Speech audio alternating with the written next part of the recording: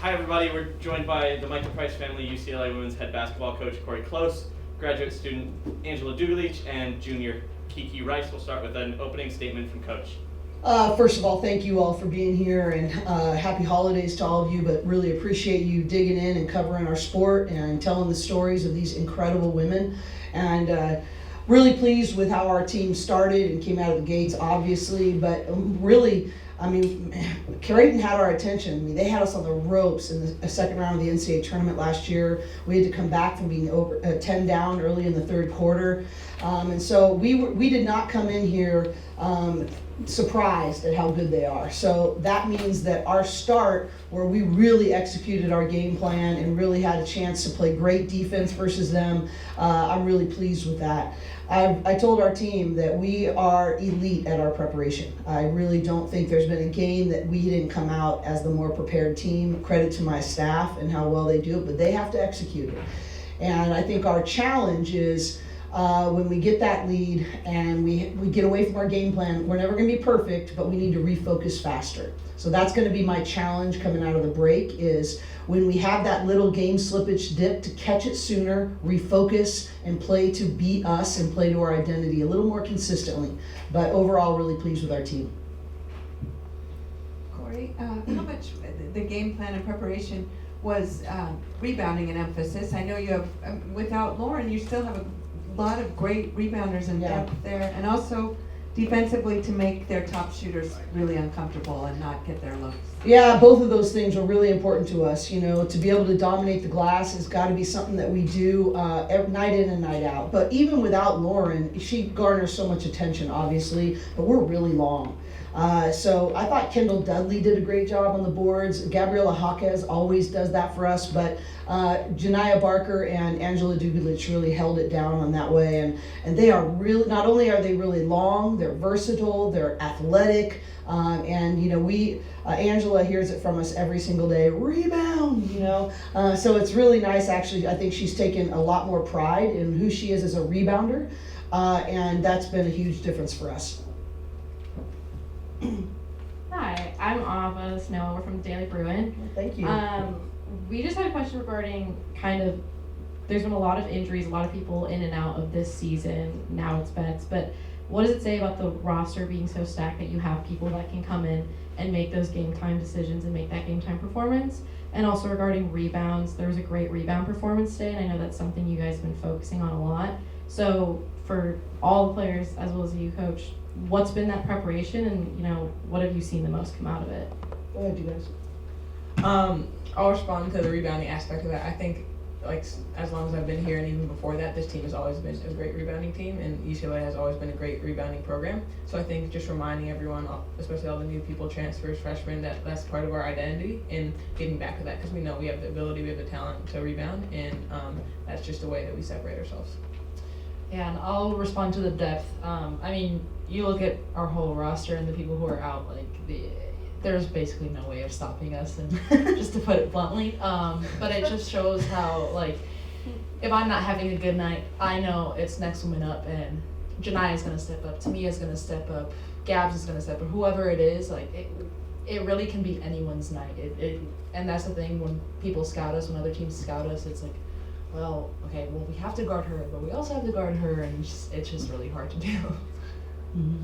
I just think that's the strength of our roster all the way along, you know, has been just depth and versatility. And we've preached that over and over again. And bottom line for us is that there's got to be a selflessness involved in that. Nobody's going to play perfect every single night. And bottom line is we have to have a selflessness that if it's not my night, I'm going to celebrate having it be someone else's night. Cheryl Coward, Hoopbeat.com. You talked a little bit about slippage, and you know, Creighton outscored you in the second quarter, even though you still had that huge lead going into the quarter and at halftime. What was the message at halftime to let your players know that Creighton is not to be messed with? Well, some of the things, you know, I'm not a big swear at you person, but I was pretty fiery at halftime about who are you and what can I count on you to do consistently. And so I was really pleased, obviously, with our first quarter, but sort of let them have it in terms of what we did in the second quarter. And that it's not about, we have a phrase that we use that other people try to beat us. We are trying to be us, to quest to be us consistently, to be the closest version of best version of ourselves on a consistent basis. And I'm like, you let down. We started playing one person, one-on-one ball and street ball a little bit instead of what's the game plan? What did we work on all week in our preparation? And so, honestly, let them have it a little bit and got us to hopefully refocus. And but I think our veterans, and I think it really started with Kiki in terms of the urgency she brings to the floor with her leadership. And I thought she was really good with that urgency and sort of commanding how our team was supposed to play. Any place you want to respond? Yeah, I'll go. But just to echo what she said about Kiki, Janai and I were in foul trouble in the first half, and it's 4 players, 5 players right there. But Kiki did so well of directing everybody on the court, from new players to old players, whoever it was, and she just took initiative, and that just shows how good of a player she is and good of a leader she is, and also how much we trust her and she trusts us as well. Thank you. Alex Simon from SFK. 2 questions. First, Kiki, obviously last year when you guys played them, it's totally different teams for both from the tournament, but as a shooter, is there maybe comfort knowing I put up 24 against them when we had to and really surged in the second half? I feel comfortable when I know it's that logo and that team on the other side of the court. Yeah, I mean, I think I had a really good game last time, played Creighton as well. And I just think like having that confidence and the confidence in the work that I put in the off season and to get to this point, just going out there and playing confidently, and also that knowing that Lauren, we didn't have Lauren this game, and obviously she's a huge focal point of this team and what we do offensively and defensively. So just figuring out different ways to pick up the slack of not having Lauren out there. But I think I liked some of the reads defensively that I was getting, and I felt like I had some mismatches to attack and everything. So I was just taking advantage of those. And then Corey, obviously you guys pretty often have gone pretty heavy on the non-conference schedule and tried to give yourself a challenge, knowing at the time the Pac-12 was going to be a gauntlet. To do that this year, though, and to see this roster that's been thrown together respond in this way and finish in this way, what does it say about where this team can go from here to see how they continue to level up basically throughout the entire run of the... I don't think there's any question. I think we've proven, and the evidence is there of what we can become. But we have not arrived. And I think that our ability to be relentlessly focused on being present and having a growth mindset, it is urgent that we improve today. It is urgent that I make a teammate better today, that I'm different today than I was yesterday. And they've now I'd like them to not think about basketball at all for the next 5 days and just enjoy being with their families and getting a mental break from basketball. But our talent is our floor. Obviously, our roster is really good, but it will be our character, and we say it over and over again. They roll their eyes now when we say it, but the reality is it will be the habits, it will be the choices, it will be our character that leads us to where we want to go. And the talent is the floor, but the character is what will have us execute on that talent. 2 questions. Matthew Walter from the Next. First, for all of you, to get the opportunity to play in a building like this, So that is cool. now a WNBA building. Yeah. And for the 2 players who have dreams of playing in the WNBA, to get an opportunity to play in this, and I know obviously you guys have the Sparks down there, but to come up here and play in this event, in this arena, just the emotions, the experience, and then coach, to get that opportunity for your players, what that means for you guys. Yeah, I think immediately when we walked in, we just all just took notice of how nice this was. Jason is a beautiful arena, and then I think we were all talking about how the rims are nice. This is a shooter's gym, obviously, with the incredible players that the Warriors have, and Steph Curry and all that. But yeah, just a fantastic opportunity to play in a pro arena that's also now going to be a place where the WNBA team is playing. Basically what she said. I think for me, I've played in so many arenas that I'm just here to do my job. So, but it's still an amazing arena. I would love to play here. I think bottom line is there's 2 people we really need to thank in order to make events like this happen. I love that we were the first women to ever play in this arena, women's game to happen, and that's awesome. And it wouldn't have happened without the sponsorship of Invisalign and without the coverage of Fox. And I think that when you're talking about moving women's basketball forward, you need great product, which we have. You need great corporate sponsorship that get behind this so we can really have opportunities that flourish our game and build our game up, and you need coverage and exposure. And so there's so many things that go into that, and we had sort of that trifecta that allowed us to have this experience. And we are committed to making this growth in women's basketball a movement that is soaring. We're just beginning, and I just really want to thank companies like Invisalign and TV companies like Fox that chose to get behind this event, because that's what we need to continue to move our sport forward. Selfishly for me, I grew up in the Bay Area. I had someone who came up to me who works here that went to elementary school and middle school with me, and I had people from all over the background, but for me to come in and see this come about, and then to be able to come home and play and coach in this arena and watch my players play, and then to get excited for what the Valkyries are going to do here. Oh man, I'm just excited to be a part of women's basketball right now.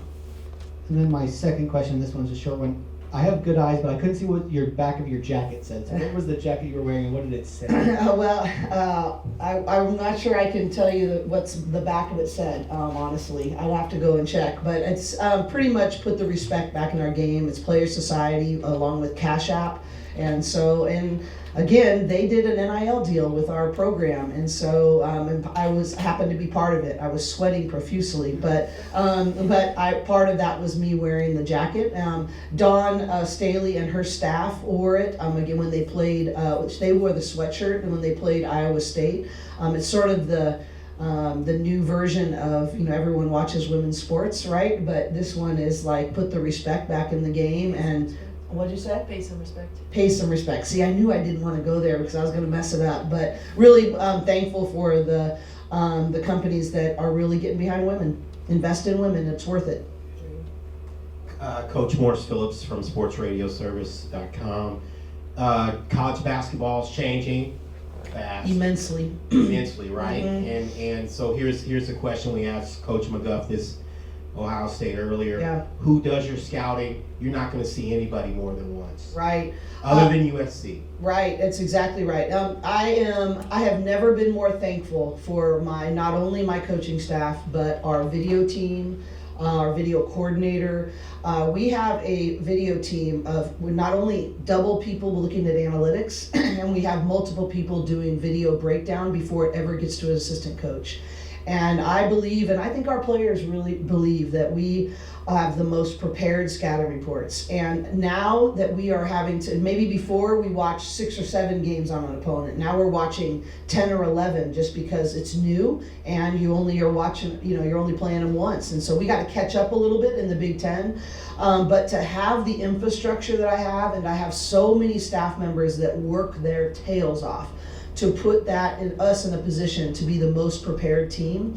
We always say the tougher, more together team wins, but you can't execute that unless you're extremely prepared. And I do think it's probably doubled our workload in our scouting because of us going into a new conference and now only playing everybody once except for USC. So as a head coach of our program, just so thankful for a staff that's so committed to our mission and for our players having a chance to master their craft. Kiki, Angela, Janie McCauley from Associated Press, and forgive me for a little story, but I think most of us in this room would want to play for Corey because it's just what she stands for. But I can tell you the other side of the coin. Okay. Well, my own daughter my 16-year-old wants to go to UCLA because of how Corey treated her, and another gal in Alameda, a young kid, wants to go to UCLA and loves women's basketball thanks to Corey. She spoke earlier about improving every day. I know she's demanding, but also that she loves you guys and wants a team that's together, and that's the number one priority. I mean, what is that like every day working with her? And You can be honest. I mean, I've been here 4 years, so I can tell you the full story now. No, I mean, even if I did tell you the full story, everything's good. I came from a different school which had different priorities. It was coming from there to here, it was just like a complete 180 because of how much more, not only that we were preparing, but more that they invest in you and that they care about you, not only as a player, but as a person. And I value that so much because I value the personal relationship I have with her and with literally every single person on our staff and literally everybody, even our scout players. Like, seeing them in the morning just makes my day. And they don't get as much as we do, but they're investing in us, and that's something that you ask for, but it has to be like a mutual thing, and they know at the end of the day, like, they're helping us, and they just we all have an end goal at the end. Yeah, I would just say I think it's like the best of both worlds. I feel like we're really fortunate to be a part of a program that has an entire coaching staff led by Coach Corey, who cares about us as young women and wants to invest in us and wants to see us reach our potential off the court, but also on the court. So I think having that balance is like, I know that everything that Coach Corey is telling me on the court, she can be hard on me because I trust where she's coming from. I trust that she has my back and that she just wants me to be the best person and basketball player that I can be. And I think me knowing that like every single person on this staff is working so hard to make our lives and the best and help us achieve our goals. It just makes coming into practice every day, the hard days, it just makes it easier. Have you seen Kiki, the ambassador that she is with young girls or people, not just girls, but other kids who maybe will become women's basketball fans? Yeah, I just think how much Corey advocates for it, and also just like takes time out of her busy day to really like spend time with all of our young fans, really make sure that she encourages us to like recognize everyone, to say like thank you for coming to our games, whatever that is. Like even after the games we were walking out, Coach Corey was like, say hi to them, like make sure you recognize them and stuff. But it's just like small things like that. I think not every coach is concerned with all that stuff, and I think we're really, really fortunate to have someone who is. Just to add that, like, a lot of coaches are just focused on the now and like this season. Corey's thinking about now and also the future, and that just shows that how good of a person she is, how good of a coach she is.